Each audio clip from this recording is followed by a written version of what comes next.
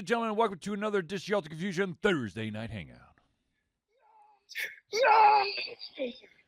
Ladies and gentlemen, I, of course, am your host, Charlie, and I'm joined once again by the prolific comer himself, Zealeus. How goes it? It's been too long, good sir. We have unfortunately been off for 2 weeks because there was 4th of July, and then I was on vacation. What celebrates America's birthday better than a podcast, though? I had to wait until way after our show window on the 4th of July to actually see the fireworks. So we probably could have gotten the show in and then me gone over to watch the fires. But that's besides the point. Yeah, I'm sure that would have gone really well absolutely. with the family. Ladies and gentlemen, this is, of course, the Thursday Night Hangout. It's a live show where we try our best to cover the topics most important to you during the show. At any time during the show, if you'd like to add your voice, be it for comments, opinions, topics, questions, subject matters, please do so by dropping it in any of the chats, be it Facebook, Twitch, or YouTube, and we will try to get to them through the show. If we unfortunately do run out of time, we will add it to the very next show.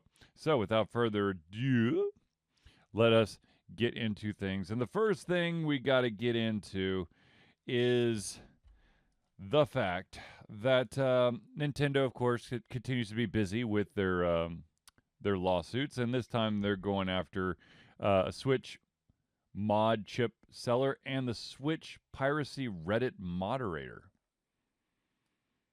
Big surprise.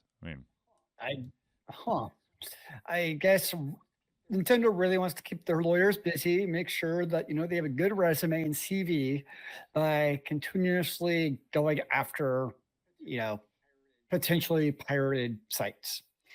Yes, they're going after a gentleman by the name of Ryan Daly, who operates a store called Modded Hardware, and the r/Switch Pirates moderator Archbox, whose real name is James Williams. Now, I will believe you. So I'm a little confused about the moderator on the website, right? Because I guess they look at it, probably my assumption is they look at it no differently than if I have a website and I'm distributing the ROMs there, people have been sued over that, right? Or a forum or whatever you want to call it. And I mean, Reddit is basically a website/forum hosted by Reddit Incorporated. So in Nintendo's logic of thinking, it's basically the same thing if you have your own subreddit that in their mind is promoting piracy. I'm assuming that's their train of thought, that by having this, they are facilitating the piracy. Okay, so I read a little bit more into this while you were talking, just because I was You guys completely bullshitting? No, you're basically right. Basically, what they're going after is the fact is the defendant has posted thousands of comments and messages to Switch Pirates Reddit group. Defendant's posts have included, by way of example, messages directing users to pirate shops, offering technical advice and encouragement to other users about how to use the pirate shops, how to download and install circumvention software, which I think is the big one, in my opinion, and how to play pirated copies of Nintendo Switch games. Yeah, so, I mean, from Nintendo's logical perspective, that is very much in line with how Nintendo has operated for many, many years. I'm always curious about, like, with this, where the heck are they, when it's an international lawsuit, how they deal with that?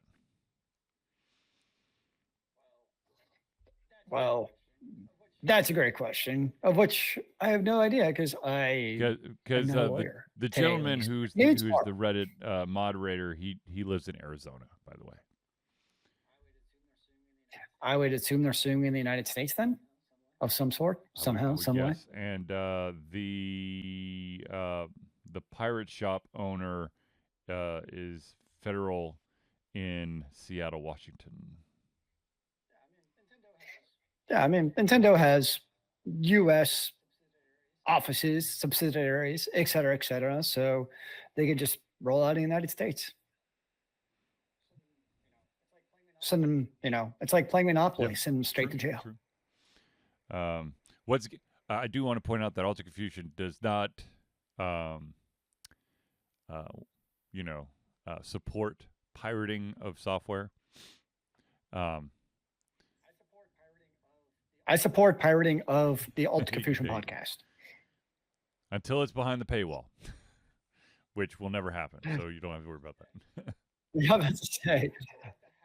What would actually have to happen for us to put it behind a paywall? I can't really imagine. I think the only way that Alta Confusion stuff would go behind a paywall is if it became like a Patreon thing. Like we had enough patrons to warrant like early peeks at or access to like the reviews and the interviews and the show and stuff like that. But then again, the show is live, so it'd have to be a special show. Well, what I have seen, yeah, that's what I've seen. Some of especially some of the artists that I follow on Patreon, like musical artists, they'll do like a private, not concert, but like conversation with some of their higher tier patrons.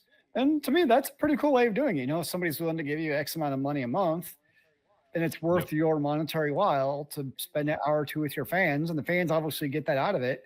Yeah, I think that's cool. I completely agree.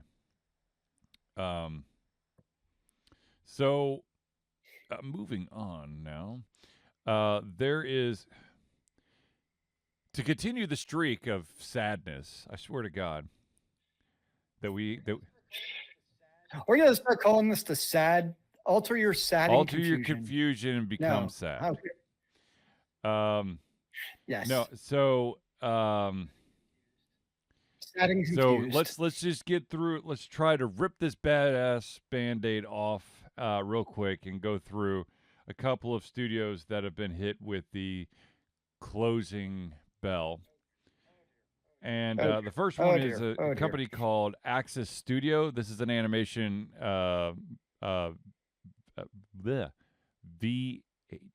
Oh my God, Virtual Effects VFX.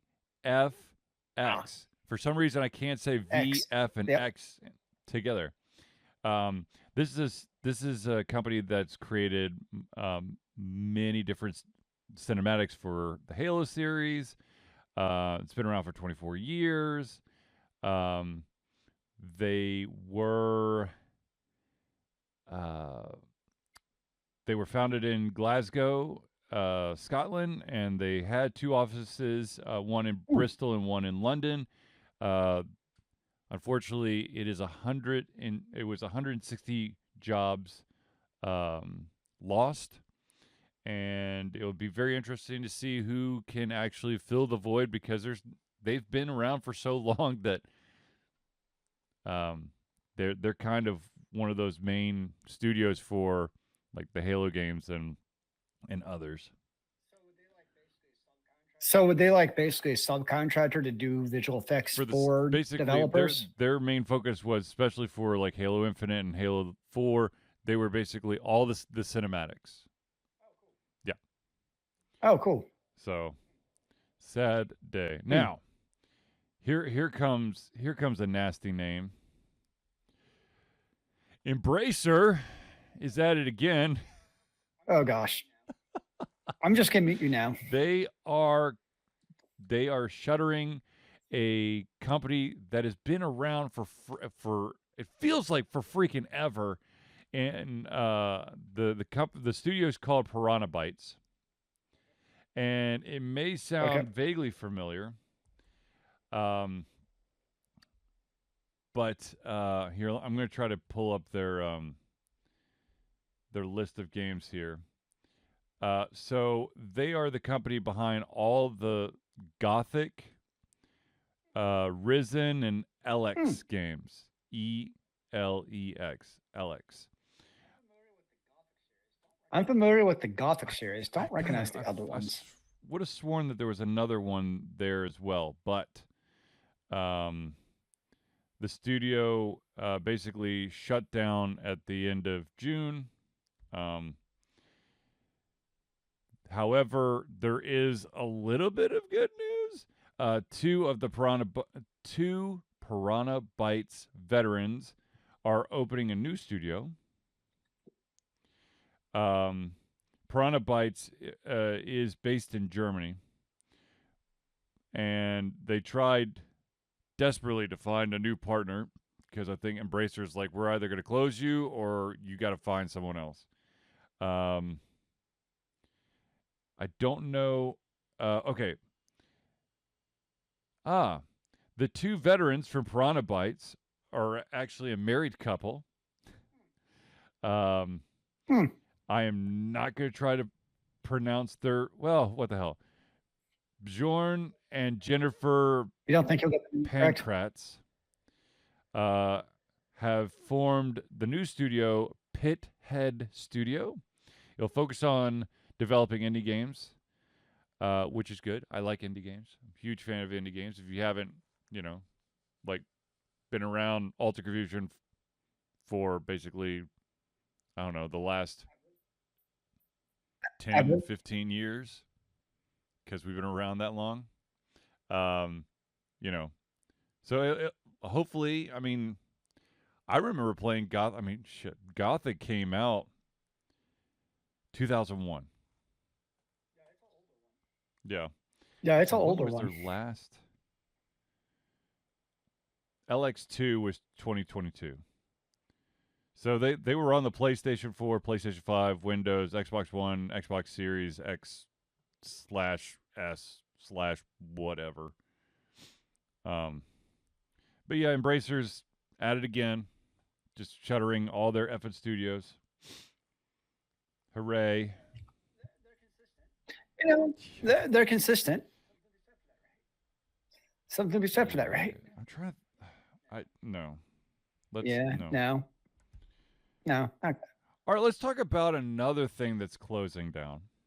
This it's not a studio this time. Oh, wonderful. And I'm going to be completely honest with you. I didn't even know that this thing was still alive and well, and that is the Xbox 360 marketplace is closing at the end of the month. Ow. So if you want to have, basically, they are having a fire sale. So if there was ever a Xbox 360 marketplace game that you were ever interested in, go over there, because you could probably get it for dirt cheap, and and you can add to your library. I don't even know.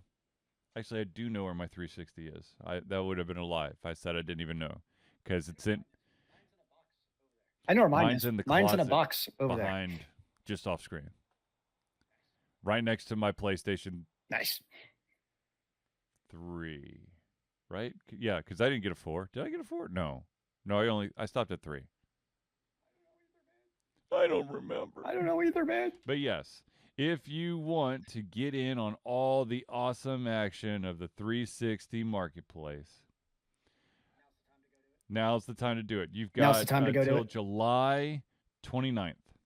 The discounts, the minimum of 40%, and many of the games are actually available for 80 to 90% off.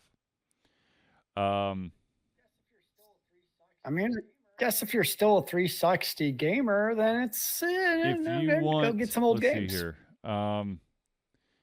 Just I'm trying to read down. How about this? Would you like to have Splinter Cell Chaos Theory? It's $2.99. Or how about Middle Earth Shadow of Mordor?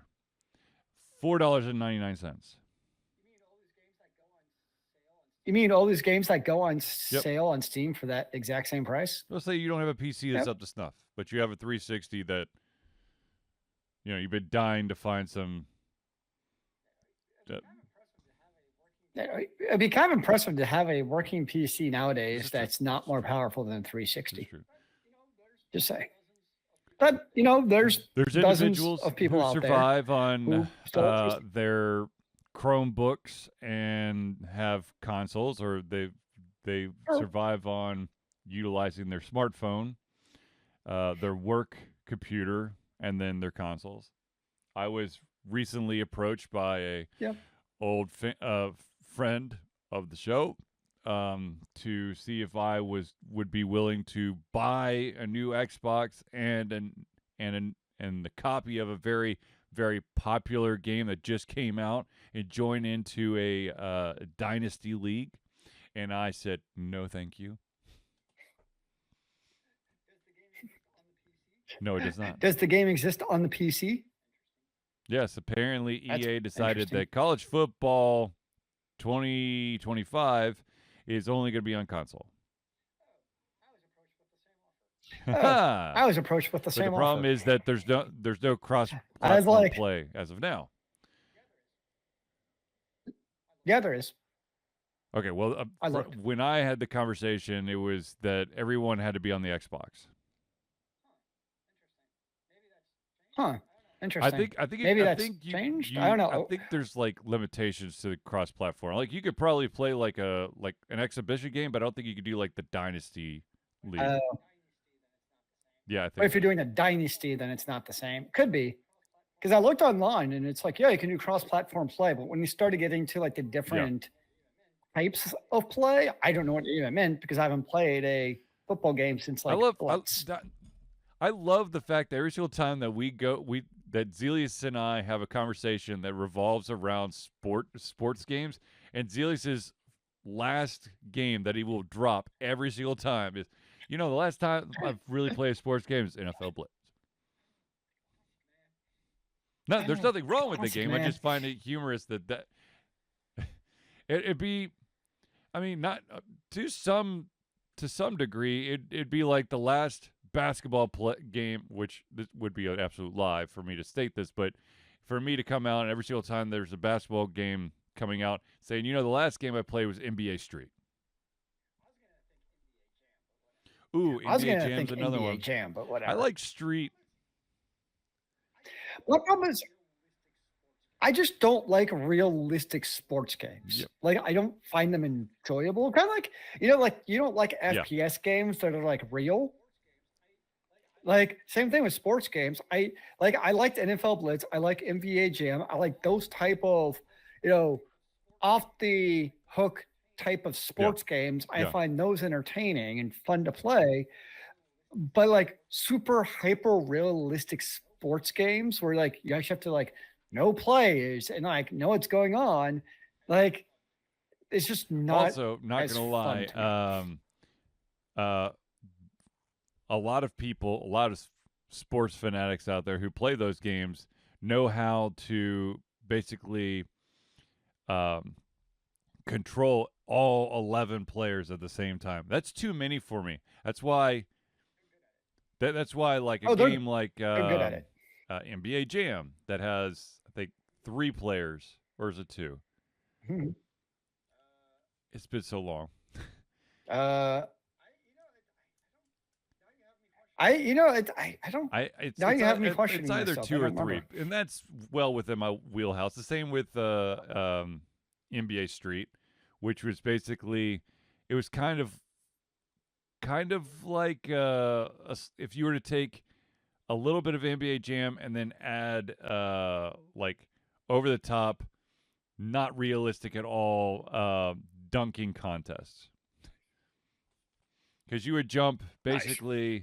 The rim is a normal rim is 10 feet above the ground. You'd be jumping about 30 feet in the air, doing backflips and all kinds of crazy shit, and then coming down and not breaking a single bone. No, it's remember like years ago they had that real basketball game. Slam where, like, ball, they had, baby. Like trampolines and shit. Slam and, ball. Like you could take like what? Is that what it was? You could take like a half court shot. It was worth like 10 points, which nowadays Steph Curry would be like, my language. Maybe that was actually Steph Curry's his calling. His calling is to play basketball in the NBA and then host a wacky miniature golf challenge TV show, or be the executive producer for it. Ooh. Kind of sounds like something Peyton Manning would do. I would not be surprised. Well, I'm sure that Peyton Manning's a producer on something weird and crazy as well out there. But yeah. That's By the way, probably true. the name of the TV show that Steph Curry with the crazy miniature golf is called Holy Moly, and it's got Rob Riggles as one of Nice. Definitely. the hosts. It's Definitely have not seen it's that funny, stupid stuff. I mean, you start with they do a couple holes and then the winner advances until it's down to the last two, and there's like a challenging thing you've got to do once after your first putt, you basically have to do some weird ass challenge to get close to the hole so you can putt again. It's kind of like if you were to mix Wipeout and miniature golf, where you hit the ball and then you'd have to deal with some crazy, Wipeout, silly. I don't want to say Ninja Warrior because that's not right. Because there's no like, if you're strong you shall survive. There's none of that. It's absolute pure luck. It's padded windmill blades spinning, and you've got to wait for the right interval to duck underneath the windmill blade or get thrown into the water. So you basically got to be a Richard Gere from First Night. Yeah. Yeah. There you go. Or you just got to be a knight. Who knew? We missed our training. All this. Ooh, an Elden Knight Master. Exactly. They would be the perfect person. Anyways. All right. So I have this very interesting story. It's been a while since it was actually released. The news was released, but since we've been on break for a while, we didn't get to talk about this. But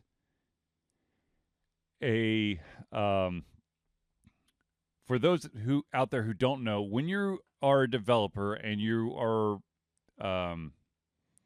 trying to get your game onto a platform like Steam or any kind of like PC or computer platform, you have to list minimum requirements, recommended requirements, just so that so that they know how marketable it is, and also get. It's also for gamers, exactly. so you know if you can play it on your machine. Yeah. There is an indie platformer.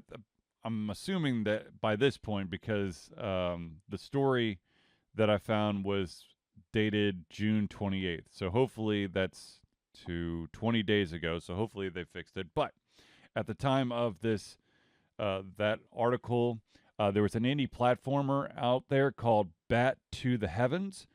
Okay.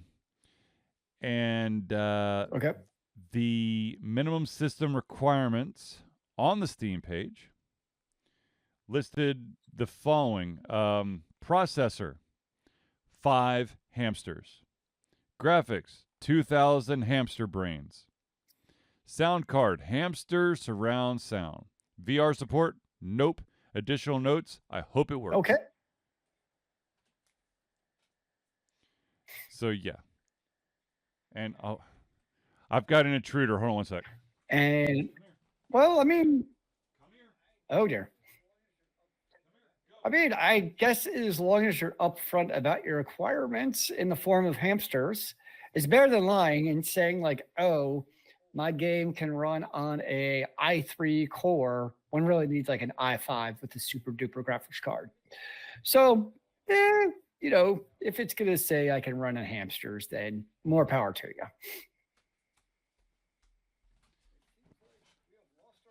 Nope, I'm here. It seems like we have lost our host. No, oh no, he's back. Sorry, I thought he ran away. Dog came down and was like rustling through like a bunch of stuff, and I didn't want her to get into any serious trouble. Nice. So apparently, there's PETA should be getting involved with this. I mean, 2,000 hamster brains for graphics. That's it's a little steep.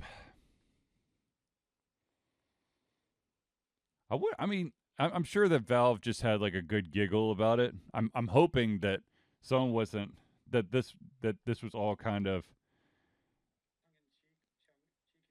well Tongue in cheek, the cheek and developer tongue. said he legitimately forgot that his requirements to change back his requirements to like actual stats when he sent it in for Steam approval. So, but hey, I mean, you know, it's I think that's the kind of fun, good publicity. I'm pretty sure it's probably still available on Steam.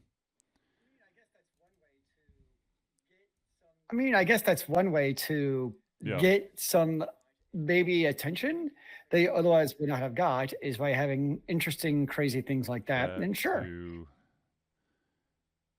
the heavens.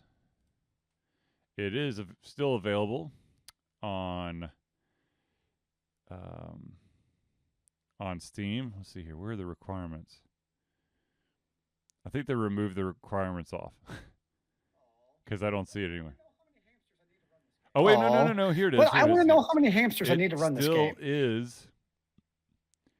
Oh Lord. So the minimum requirements is, of course, like I said, 5 hamsters, 2,000 hamster brains. Storage, it's 250 megabytes. Sound card, hamster surround sound. VR support, nope. Additional notes, I hope it works, but the recommended graphics is gigabarks. It's literally, that's all it says is gigabarks. Now, can you get screenshots from the game so you can get like an idea of like I'm looking at the video and it's not going to break the bank. It's not Crisis. Okay. Does it play Crisis? That should actually be their minimum requirements. If I ever make a game, that's going to have as my minimum system requirements. Can it play Crisis? And it looks like it was just submitted to Steam. It's not actually available to purchase yet. It is a planned release. And I wonder how many hamsters it's going to cost to buy. No, because it's only reasonable to pay in hamsters. Had to die in order for them to find out that 2,000 is the minimum requirement. Maybe they have to kill. Maybe they just set each hamster on a wheel, and until they got to the threshold of the number on the wheel, until the game could start, and that's how they knew how many hamsters it took. Actually, none actually got killed in the process. Made me think of the old comic Calvin and Hobbes, and Calvin's dad is explaining to Calvin how they know what the weight limit is for bridges. And the dad said they just keep driving heavier and heavier trucks over until the bridge falls over, and they just rebuild it. That's something.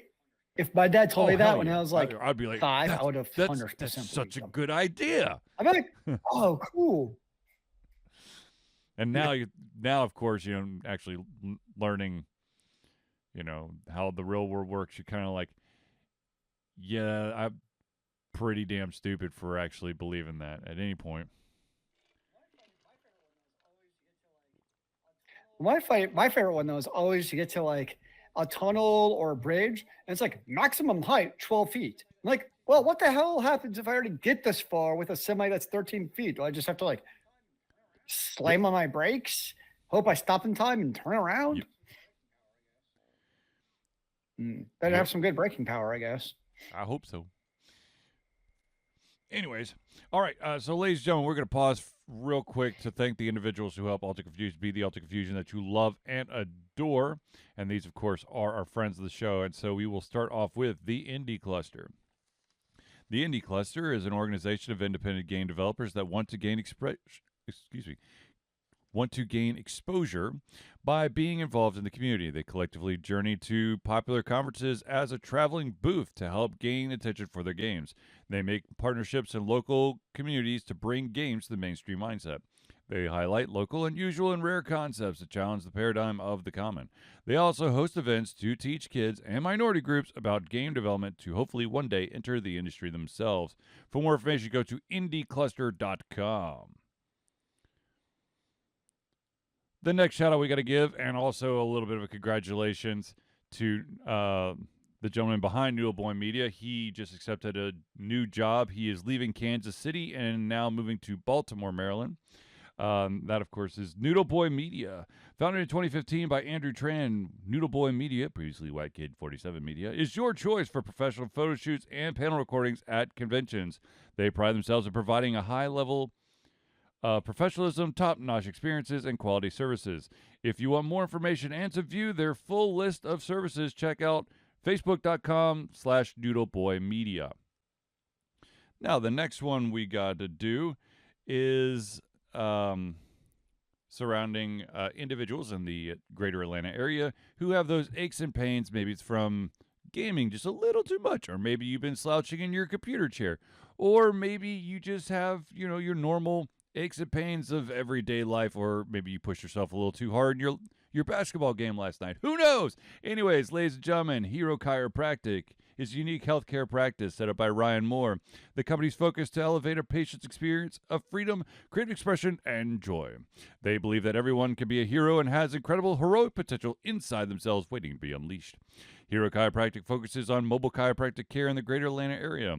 They are committed to healing clients by creating a plan of action uniquely suited for each person. They make that plan of action as convenient and affordable as possible, and most importantly, suited to your individual needs. For more information, go to herochiropractic.com. The next shout we got to give is to the music maestro himself, an individual who helped Alter Confusion out of a weird situation that we found ourselves in a couple years ago now, maybe. Yeah. Ladies and gentlemen, CrossPad Creative. It's been a while. Yeah. Need a new logo or want to work on a full branding and content strategy? Or maybe you need music or audio for your content, just like Alter Confusion. CrossPad Creative offers a whole host of solutions for individuals and small businesses. Just email Josh at crosspadcreative@gmail.com and see what he can do for you. The final shout out we got to give is to the original patron of Alter Confusion. That, of course, is Agile Axiom. By day, Axe leads both a development team and system administration team working with satellites at NASA's Goddard campus. But while not in meetings and many times during, he is the Agile evangelist, Agile Axe, championing the philosophy of Agile and trying to make the world a better place for software developers, testers, system admins, and software projects the world over. Decades of experience in software development and leading Agile teams are brought to bear against evil processes, inefficient work, and bad habits. For more information, go to agileaxiom.com. And of course, always check out his book. Now, ladies and gentlemen, I know that you are dying to know, how do I become a friend of the show? And that is very, very simple. All you got to do is go to our Patreon page. Alter Confusion survives on love and support of fans like you, and so we have a Patreon page. Patreon lets you, the fans, lovers, haters, demigods, interdimensional beings, gods, demons, aliens, swamp creatures, mummies, vampires, werewolves, supporters, and more to become active participants in work we love through a monthly membership. This gives you access to exclusive content, community, and insight into our creative process. And in exchange, we gain a bit more freedom to do our best work and the stability we need to build an even stronger creative career. We currently have 2 tiers. They're both monthly subscriptions. There's the $1 tier, this $1 a month, or $12 a year. What they get you is early access to all of our playthroughs, as well as access to patron-only posts. Now, if you're feeling a little frisky and you want to have your name or organization added to the Friends of the Show section of every single Thursday Night Hangout, all you got to do is jump up to that $5 tier. That's $5 a month or $60 a year. And like I said, you get everything at the $1 tier and your name or organization added to the Friends of the Show section of every single Thursday Night Hangout. So if you want to become a patron of Alter Confusion, go to Patreon. That's patreon.com/altered confusion today. Now, of course, since we're doing Alter Confusion shoutouts, we of course have to talk about the fact that Alter Confusion is proud to say that we have been fundraising for Extra Life for 13 years straight. Extra Life is game doing what they do best, game, to help sick and injured children at their chosen Children's Miracle Network hospital. The money we raise through Extra Life will go directly to Children's Healthcare of Atlanta as unrestricted funds. This means that the hospital decides where and how to spend the money to ensure the dollars we raise make the biggest impact in the lives of the kids they treat. So if you have the capacity to donate, please go to extra-life.org and search for Altered Confusion today. Now, I do also want to point out that if you are someone who is dying to get their hands on some Altered Confusion swag, such as the amazing hat, maybe the vinyl sticker, or maybe you want the coffee mug, you can go over to alteredconfusion.tv/merch. That's MERCH. And you can check out not only the hat, the sticker, the coffee cup, but you can also check out the dog bowl, or I should say pet food bowl. Sorry, pet food bowl. Don't be discriminatory now. It's a little. It could be a small child bowl. bowl. It could be a cereal bowl. I said it could be a dip bowl. What? It has many. Exactly. It's a cylindrical. So anyways, if you want to check that stuff out, options. once again, it's alteredconfusion.tv/merch. Okay, let's get back to it. All right, so we've got some exciting news for individuals out there who were kind of left in a little bit of a funk when it came out that Rooster Teeth was closing their doors, and so we didn't know the fate of their projects. The biggest one, of course, being RWBY. There is a light at the end of the tunnel for RWBY. Ladies and gentlemen, Viz Media is picking up RWBY. They will now be your distributor for all the show as well as all the merch. So RWBY shall live another day. I have no idea about the rest of the shows, but RWBY is still going. The question is, will we see more RWBY though?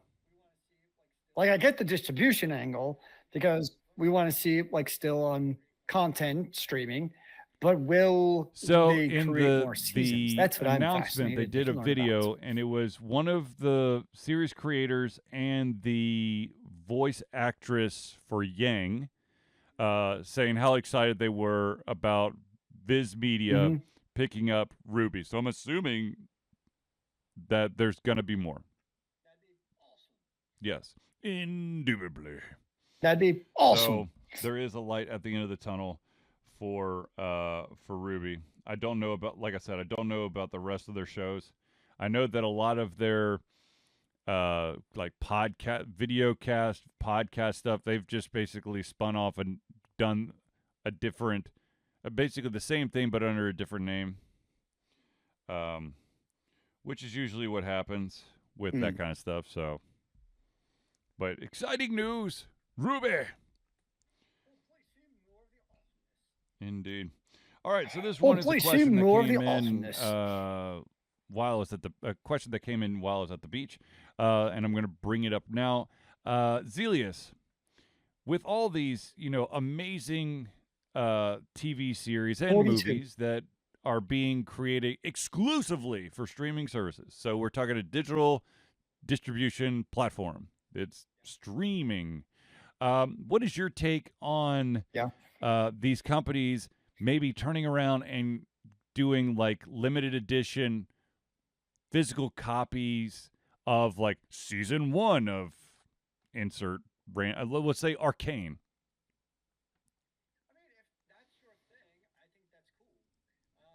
I mean, if that's your thing, I think that's cool. It's kind of like, I'm 100% a digital media person when it comes to my television watching. But for instance, books, I'm 100% still a novel book reader. So there are absolutely out there still people who like the physical media.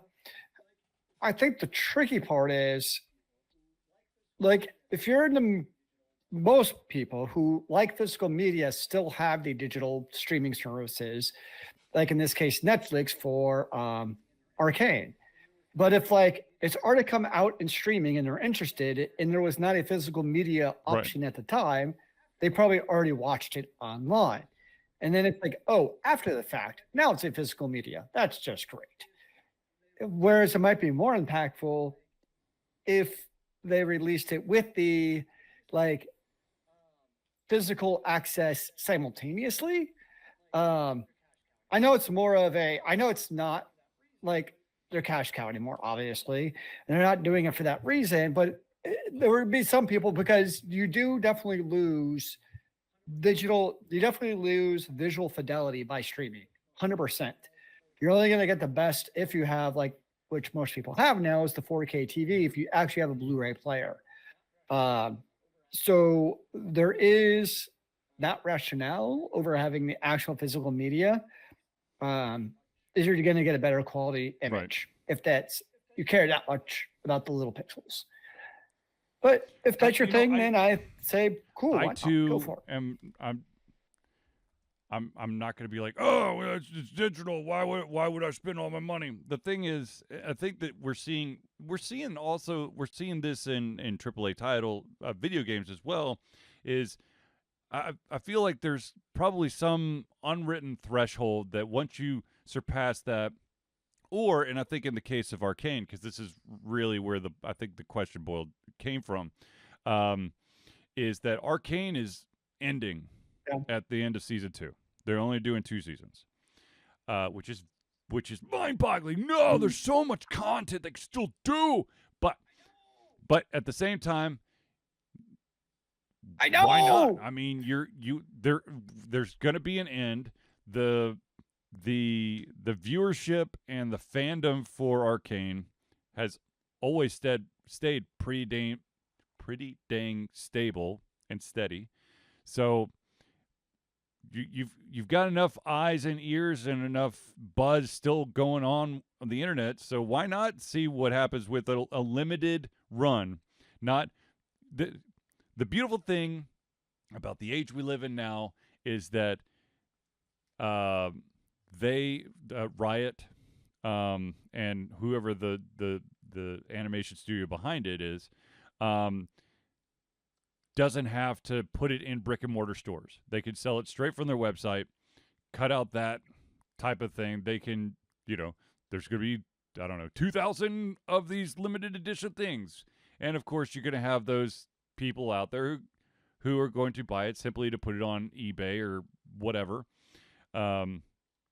because they're more interested. But it's what do you call it? When you make something harder to obtain, there it is. Scarcity of resources. Yeah. Scarcity of resources. Artificial scarcity. Yeah. Now, what would be cool though is, so we know season 2 is coming out. If they almost did it like a season 1 and season 2, obviously when it's released online for streaming, like a simultaneous release, that would actually be pretty cool. I think there would actually be a lot of people who would be interested in getting that physical release copy for that would be season 2 as well when it comes out. But from my understanding, I think they're only doing season 1 now for the heart. But that's what speaking of, Zealeus was talking about how he's super digital with like his video games and his TV and movie viewing, but he's still, into the hard copies of. Yes. Okay. Well, here, Zealeus, I like to kill trees. Damn it! I have killed 1, 2, 3, 4, 5 books worth of trees. Now, the reason behind this is, I talked this up at the beginning of the year. Falstaff Books was having a Kickstarter. It was 5 new books, 3 new series from authors John Hartness, Patrick Dugan, and Darren Kennedy. The series the books were Stone Cold Witch by Patrick Dugan, which is the Nexus Witch Book 1. Then you had The Songs of the Ascendant, Volume 1, 2, and 3 by Darren Kennedy. and then John Hartness's book, The Seven Unforgiven, which I should probably be showing on the screen instead of just reading it, because here's the John Hartness book right here, The Seven Unforgiven, and then the Darren Kennedy Songs of the Ascendant. Here's the first one, Shadows of the Night, then All Fired Up, and then You Better Run, and then finally the Patrick Dugan book, which is Stone Cold Witch. Now, of course, I believe I think you could get it on, at this time, I think you can now get these books on Amazon. But I did get my copies in. So Nice. once I complete the book I'm currently reading on my Kindle, I will probably break into John Hartness's book first, because I've read a ton of his stuff and I like his stuff. I'm not as well versed in, I don't think I've ever read Darren Kennedy's books. I think I've read a Patrick Dugan book, but I'll do the John Hartness book first. Yeah. So. Nice. Yeah. Just wanted to give him a shout out for that before I forget again.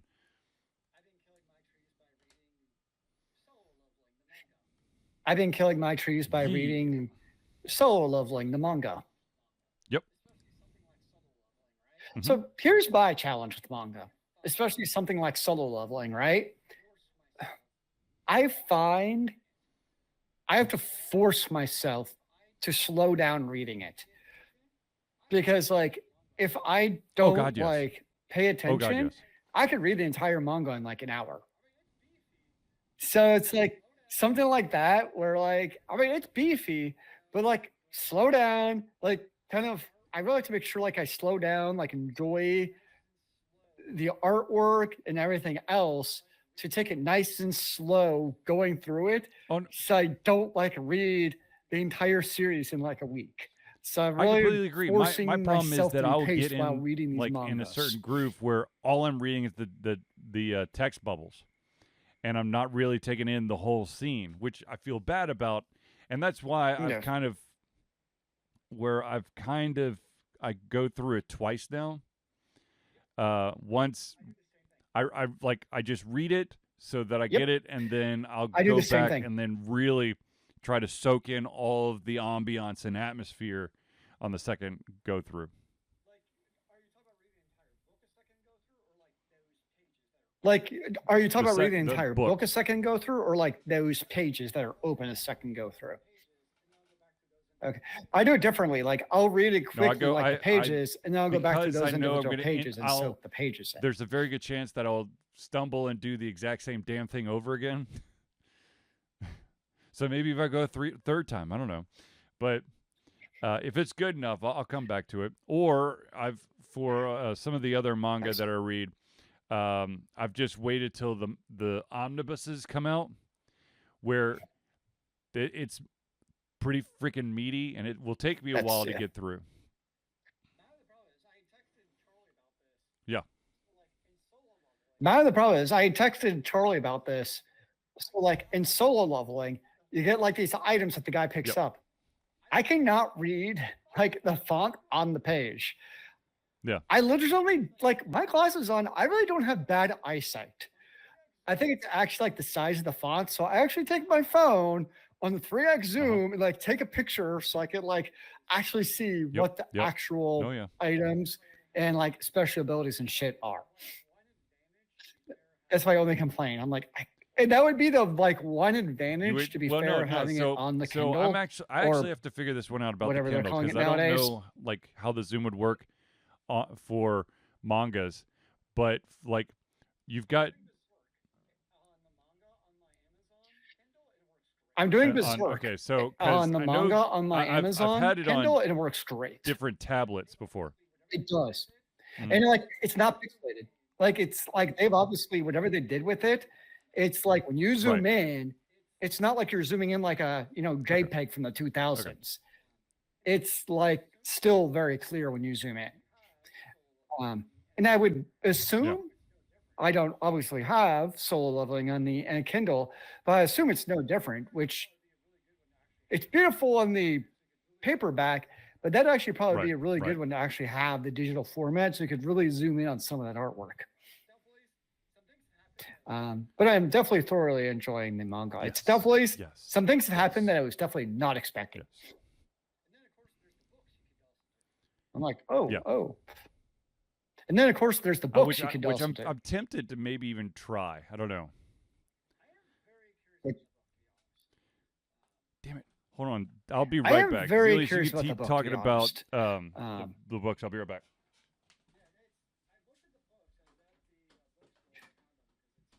Yeah, I've looked at the books. I was at the bookstore. They had them because it's super popular.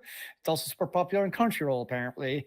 And it is kind of cool how they did the formatting with the books because they actually like space things out depending on what you see, like with the levels and the abilities.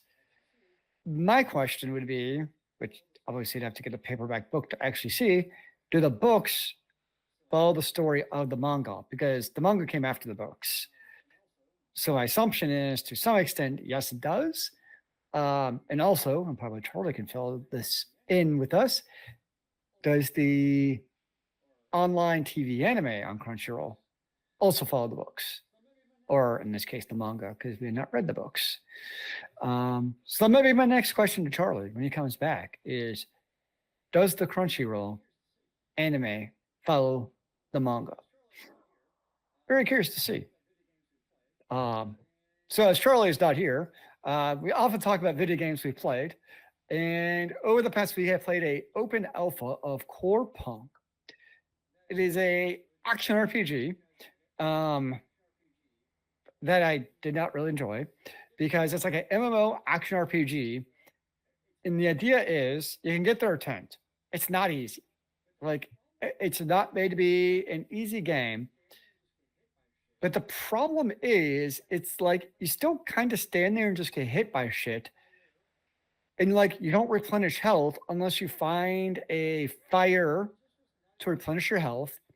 And it just was not a very user-friendly, enjoyable experience in that regard for my playing it. It's like it was hard for the sake of being hard. Versus you take an ARPG like Wicked, which is a Souls-like ARPG, but like there's ways to like dodge out of attacks and to deal with the difficulty of being like not just a Diablo hack and slash, but actual hack and slash where you actually think and strategize. Whereas playing Core Punk, the style of it,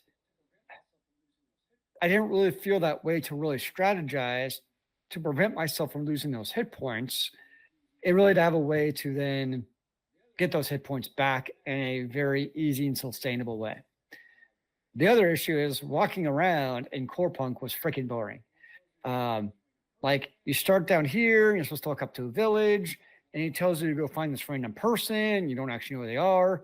So you're just like randomly walking around, and like you're level 2, and like level 2 creatures, like 2 or 3 of them are going to kill you.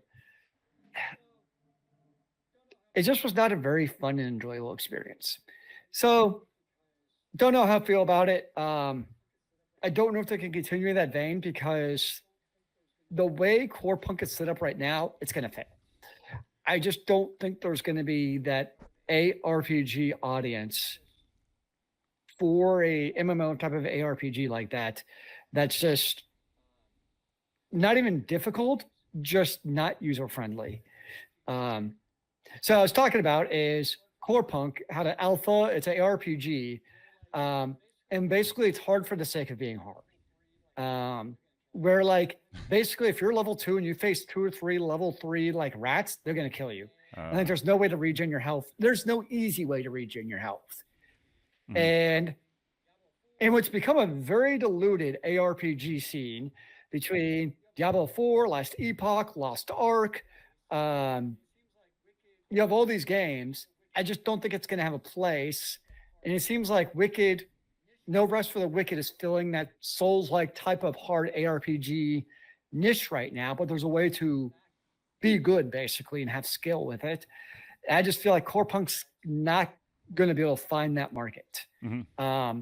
if it keeps up that prohibitively difficult, but not in a fun difficult. It's Right. not like a fun Souls way where like you just have to get good and learn to dodge. It's not even like fun. It's just like, oh, I'm gonna get hit by 2 level 3 I got rats it. and die. Sorry, guys. Um, Apparently, that's just my take on it from playing the alpha. Amazon decided to deliver all of our Prime Day packages all at once, and so I had to. I don't know. Like I literally was just. And is it still were trying to storming where ring you the are? doorbell.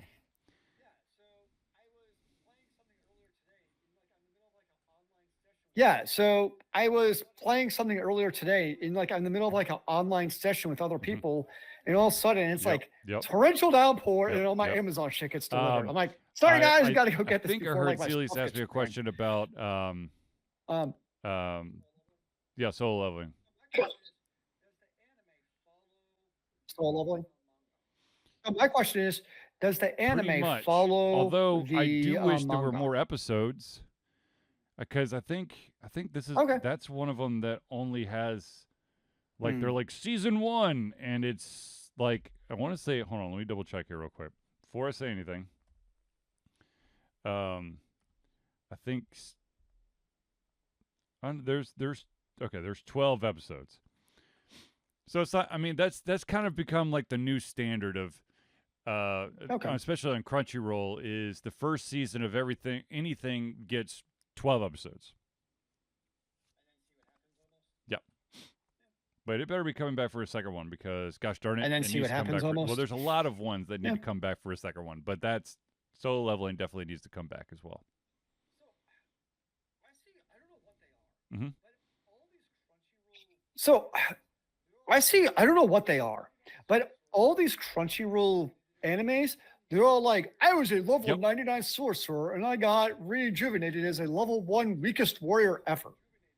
What are those? Like, I swear, like 90% of them are these like, I got rejuvenated. You die, is this like a whole like get teleported genre from that I one don't world even and get thrown into another. You either die and get reincarnated in a new world, or I think the accepted thing is someone invokes the hero spell or hero summoning. Yeah. No. Yes, I saw that. Just, literal description on anime. It's like reading the fucking this? book just to get through the title.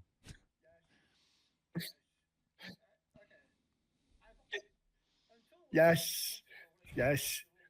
Okay. Until like 6 months ago when I got my Crunchyroll membership, I didn't know this was a thing. Now, what was really interesting was when I was in. So like I feel like our Barnes and Nobles here don't really have those large of like manga sections. When I was in Minnesota at the Mall of America, their Barnes and Noble, I swear, like a quarter of the entire Barnes and Noble area. You go to the Barnes and Noble behind Perimeter Mall. They have a pretty good sized manga section now. It's basically where all of the music and movies used to be. That's where that's basically the manga section now. Yes. Yes. Okay. Mm-hmm. So, side rant. Yep. Something that really annoys me. The local library. Yeah. They have this teen section. It's very clearly like nobody under the age of teen is allowed. I know. But like, I look in there, I'm like, these are all books I want to read, damn it. See, like, can I not go in there to check out these books that actually sound really interesting? Downfall with having to stick with physical media. I can read all of those books that Zealeus is dying to read, because all I got to do is just go in the Kindle store and download it.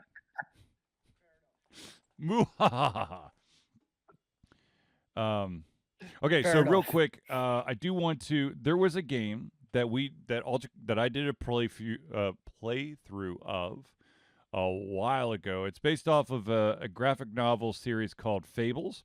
They made the first season. It's called The Wolf Among Us.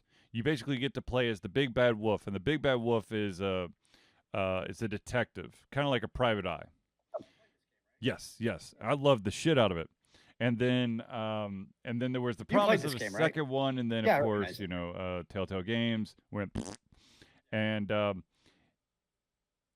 there is Yep. news saying that this game is still in development. It was first announced in 2017 that the Wolf Among Us 2 was going to be developed, and it was supposed to launch in 2018. Of course, Telltale sold basically all its IPs in 2019. And yeah, so it now looks like it's still in development, but basically everyone's saying that don't hold your breath. It's probably still not going to be released this year either. So it's will be 8. No. So it's supposed to be 2018. So yeah, 7 or 8 years after its original launch window, maybe we'll actually get to see it. Yes. One can only hope. Maybe you'll eventually get to see it. One can hope, one can pray. Oh, you never know. Speaking of playthroughs, I am currently recording the latest playthrough for Alter Confusion. I know it's been a while since I've done one, and I apologize for that. But the game that I am playing right now, and it is messed up, is a game called Still Wakes the Deep. It's a game centered around you are on basically an oil rig in the middle of the ocean, and the drill hits something, and shit goes sideways. Oh. And it screams. Sounds like the perfect game for Cthulhu, Charlie, to be honest. Lovecraftian. Mm-hmm. Now, when you play the game, okay, so I had this conversation all the lights with an individual recently, and if I was playing it just for me, and I wasn't trying to make a recording out of it, I would absolutely only be playing it at night. But because I'm making a playthrough of it, I'm basically playing it during the time where I am the sharpest, which is not always at night. Because that's the other thing. When I play at night, when it gets dark, I'm getting a little sleepy, so my reaction time's a little slowed. So when things pop out of nowhere and freak me the fuck out, I sometimes need a couple minutes to walk it off, and I can't do that during a playthrough. Yes. Yes. Slow side tangent. So I've been playing a lot of Final Fantasy 14, and now it's getting to raid content, which is basically hard material, right? Yep. The problem I'm finding is, so in the evening after dinner, I always have to drink something, right? My problem is, kind of like driving, my drinking slows down my reaction time in raids. I'm like, you know what? I might actually have to start buying Sprite or Fanta or something, like something to drink that's not going to slow down my video game reaction time, so I can do these crazy raids. Because I can definitely tell sometimes when I've had a few too many beers, because it's easy when you're playing a video game to have a couple of beers just sitting there. So after a couple of beers is when I've noticed this is a problem. So, but if you drink a couple of Fantas, then you're fine.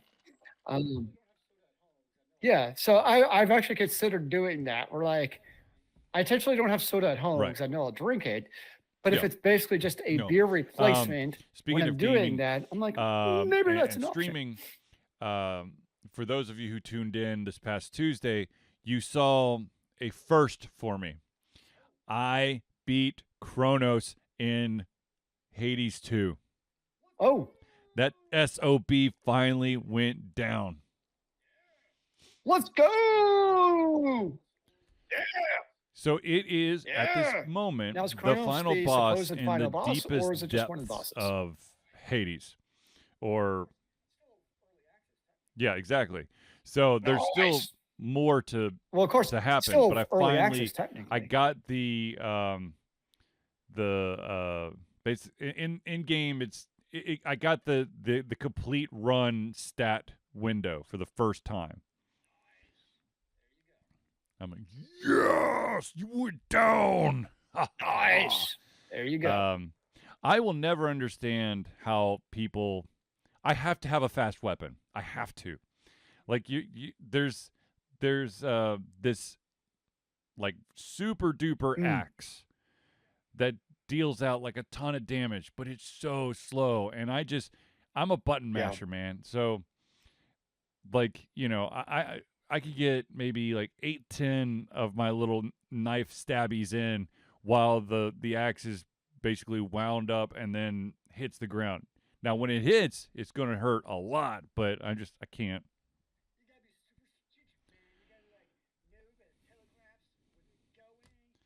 You gotta be super strategic, man. You gotta Oh no, like I mean know better and also telegraphs and where speaking they're of going. drinking while You just gotta gaming, get good, I bro. cannot at all. I can drink like my water, my Mountain Dew, but no alcohol during Hades because that will absolutely ruin everything because there's so much precision Oh, on certain yep. boss fights that my ass would be grass. Mm-hmm. Yeah, the other game I'm playing, so I started playing First Ascendant. Um, basically, it's a free to play looter shooter. Um, it literally like if somebody didn't play Destiny for a couple years and you put Mm-hmm. up the game, you'd be like, all right, is this Destiny? And they'll probably Uh-huh. be like, yeah, it looks like Destiny. It feels like Destiny. It plays like Destiny, but it's not Destiny. Um, it also Mm-hmm. kind of feels a little bit like Outriders. So it's just kind of that action looter shooter. But the thing that they do that is I like, so typically when I play Destiny, I Right. always am big into playing online with other people um, for various reasons. Kind of like you, like it just didn't really work. But what they did with um, First Ascendant, I like is so when you go to a land, you can either do solo Mm-hmm. mode or open. And naturally, the first couple of maps, I'm like, I'm gonna play solo mode, right? Yeah. And then one time I forgot to like because the default is public, and I forgot to change the mode. Uh-huh. And all of a sudden I'm playing and I'm doing a mission, and somebody else just joins me. And it's very like synchronous joining to the missions. And there's really no way to grief that I found. I'm sure there's somebody who's found a way, don't get me wrong. But from what I've seen in the missions, because that's always a big issue with online gaming is griefing from like Mm-hmm. your randomly made parties. So basically, I mean, these are like 5 minute missions also. Like these are super quick in and out. So in this quick 5 minute mission, and either somebody will teleport to you or they'll teleport to you. There's really not a way to grief it. They just kind of do the thing. And it's a very easy way of doing it. Like doesn't bring you out of the game. It's just Mm-hmm. a very level way of doing Mm-hmm. online Mm-hmm. quick grouping. So like you automatically groups you Right. into these missions if you're in a public mode only. And then as soon as that mission is over, boom, you're out of the group. So it's not like because that's the issue with a lot of them too. Like you group up, and now you're in this Right. awkward group on a PlayStation 5. I don't know how the hell the creator exited a group on the PlayStation 5 if I wanted to. It just Mm-hmm. does it all for you. So the way it does the online gameplay, I actually really like, and it's just totally smooth sailing. So I've been playing a lot of that lately too. So that's kind of been my looter shooters being First Ascendants. Oh. Um, the drawback Uh, is it's also a Nexon game, which means yes. Um, yeah, so you could also tell where there's the grind for shit. And the funny thing about the grind for shit is you do all this grinding for stuff, you get your materials to like build something, and oh wait, there's also a now research time to build it. I'm like, motherfucker, yup. I spent hours grinding for this. Not to wait another 6 hours to actually build it. Like, yeah. So it's like a double whammy. So but so I mean, with what the developer has done with the core gameplay loop, I like, but then you Maybe I have don't. the Maybe Nexon I don't. monetization on top of Um, that. So it'll be interesting to see how that goes in the long term. I wanted to shoot. Hold on, make sure that I. Nope. What the hell have I been reading? Oh, there we go. I wanted to say something about the book I was reading. I totally clicked on the wrong thing. Um, I don't know if you've ever read anything by the author Dan Simmons. Okay, well, there's a book series called Hyperion, or the Hyperion Cantos, I have not. and the first book is called Hyperion. It is pretty good. I read the first one a month to the second one, so I can't complain. But yeah, that's the book that I've got to finish before I jump over to Hartness's book. Nice. So, but anyways, all right, ladies and gentlemen. I think we've reached the end of our show, so I want to thank everyone for tuning into the Ultra Fusion Thursday Night Hangout. For myself, Charlie, and Zealeus, it's been a pleasure getting ready to come our heads, our mouths, and of course, our hearts. We'll be back next Thursday for another Ultra Fusion Thursday Night Hangout. Amen to that, brother.